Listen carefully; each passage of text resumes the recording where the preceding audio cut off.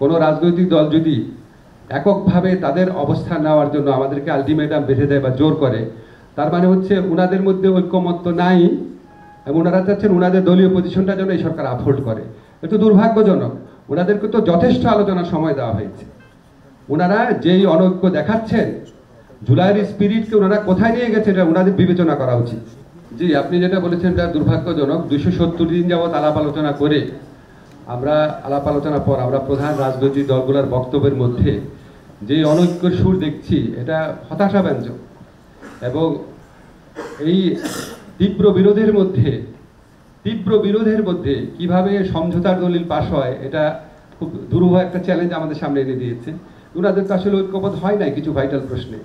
এর আগে আমরা জেনেছিলাম যে কন্টেন্ট নিয়ে বিরোধ ছিল, যে সংস্কার যে বিষয়বস্তু সেটা নিয়ে বিরোধ ছিল, এটা আমি জানতাম। এখন আবার দেখলাম আরো পদ্মা সেতু, মেট্রো রেল এবং এলিভেটেড এক্সপ্রেসওয়ে নির্মাণের গর্বিত অংশীদার বসুন্ধরা সিমেন্ট। দুই ধরনের বিরোধ বের হয়েছে। একটা হচ্ছে এটা আপনার কি পদ্ধতিতে পাশ করা হবে, আরেকটা হচ্ছে এই জন্য গণভোট হলে গণভোট কবে হবে। এবং এত দৃঢ় এবং পরস্পর বিরোধী এবং কি বলবো উত্তেজিত ভূমিকা নিয়েছে রাজনৈতিক দলগুলো যারা জুলাই গণ অভ্যুত্থানের পক্ষ ছিল। তা আপনারা যদি এরকম একটা ভূমিকা নেন তাহলে সরকার কি করবে আমরা ঠিক মানে বুঝতে পারছি না। যে এতদিন আলোচনার পর যদি আপনাদের ঐক্যমত না আসে, তো এখন আমরা আসলে কিভাবে কি করবো এটা নিয়ে সত্যি আমাদেরকে একটু চিন্তা করতে হচ্ছে।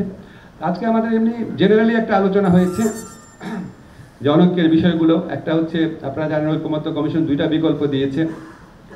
একটা হচ্ছে আপনার জুলাই সনদ বাস্তবায়ন আদেশ, তারপর গণভোট, তারপরে 270 দিন মধ্যে না হলে স্বয়ংক্রিয়ভাবে আপনার সংবিধান সংশোধন হয়ে যাবে।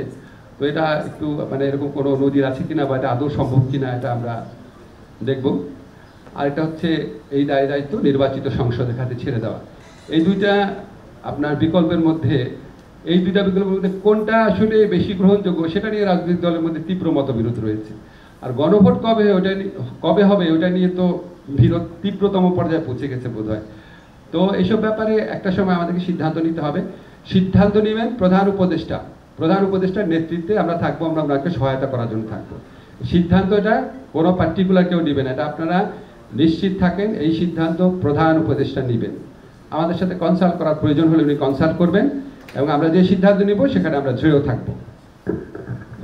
স্যার আমি সিদ্ধান্ত খুব দ্রুত নেওয়া হবে। আরেকটা কথা একটু আপনাকে বলি, কোনো রাজনৈতিক দল যদি এককভাবে তাদের অবস্থান নেওয়ার জন্য আমাদেরকে আলটিমেটাম বেঁধে দেয় বা জোর করে, তার মানে হচ্ছে ওনাদের মধ্যে ঐক্যমত্য নাই এবং ওনারা চাচ্ছেন ওনাদের দলীয় পজিশনটা যেন এই সরকার আপহোল্ড করে। এটা দুর্ভাগ্যজনক। ওনাদেরকে তো যথেষ্ট আলোচনার সময় দেওয়া হয়েছে। ওনারা যেই অনৈক্য দেখাচ্ছেন, জুলাইয়ের স্পিরিটকে ওনারা কোথায় নিয়ে গেছে এটা ওনাদের বিবেচনা করা উচিত। দেখেন এটা তো কমিশনের সুপারিশ, আমরা তো কমিশনের সুপারিশ নিয়েছি।